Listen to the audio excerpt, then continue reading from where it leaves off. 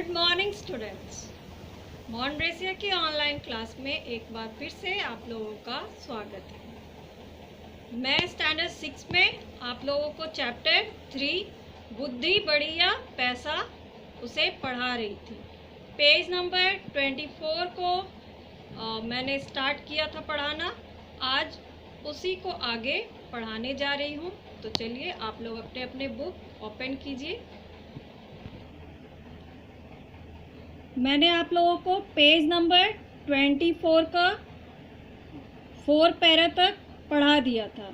यहाँ तक मैंने कल पढ़ाया था, जिसमें आप लोगों को क्या बताई थी मैं कि रानी जो है वो पुरुष वेश में राजकुमारी चौबोला के महल में पहुँची और शतरंज के खेल में उन्होंने राजकुमारी चौबोला को हरा दिया।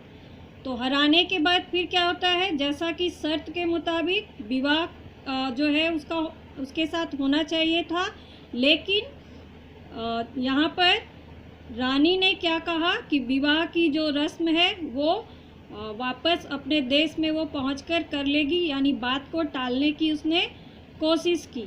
उसके बाद फिर आज यहाँ से देखिए लाइन क्या है, राजकुमारी का विवाह निश्चित होते ही सारे कैदी छोड़ दिए गए। दूसरे दिन सवेरे रानी राजकुमारी चौबोला को विदा कराकर हाथी घोड़े दास दासी और बहुत सारे धन के साथ अपने नगर को चली। कुछ दिन में वह अपने नगर में आ पहुंची और नगर के बाहर अपने मकान में ठहर गई।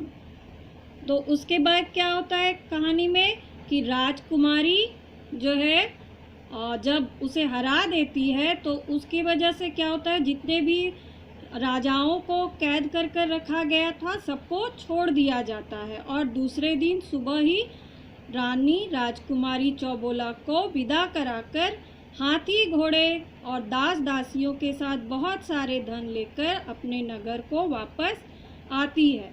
कुछ दिन वह अपने नगर में रहती है और उसके बाद वह अपने मकान में चली जाती है।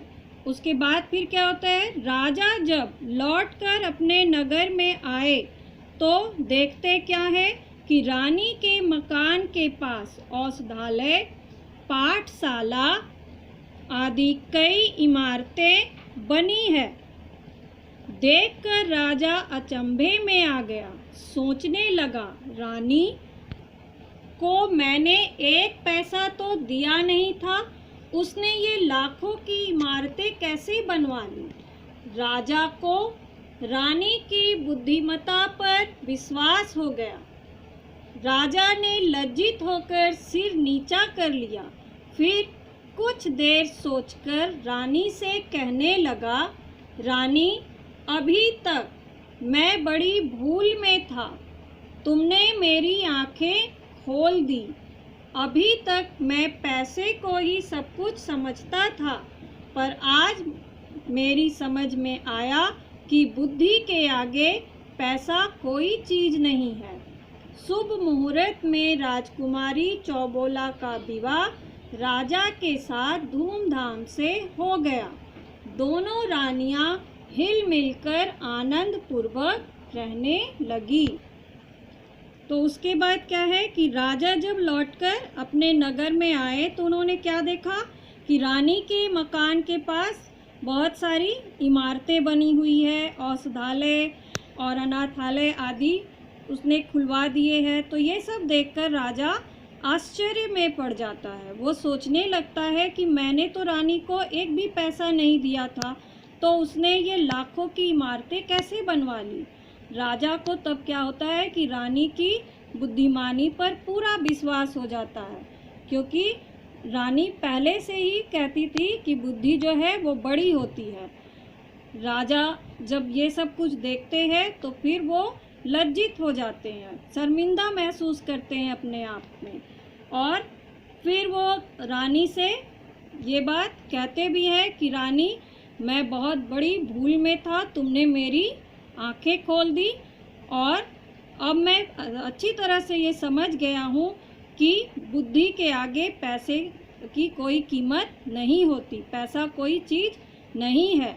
और जब इस तरह की बातें राजा और रानी के बीच हुई तो उसके बाद फिर क्या होता है, एक शुभ मुहूर्त में राजकुमारी जो चौबोला थी उसका विवाह राजा के साथ धूमधाम से कर दिया जाता है और फिर दोनों रानियां आपस में मिलजुल कर आनंद पूर्वक रहने लगती है। तो ये आप लोगों का कहानी था बुद्धि बड़ी या पैसा, जिसमें रानी ने अंत में क्या सिद्ध कर दिया कि बुद्धि जो है वो पैसे से बड़ी होती है। तो आशा है आप लोगों को चैप्टर समझ में आ गया होगा। तो आज आप लोगों का होमवर्क है learn short answer of chapter 2। Thank you.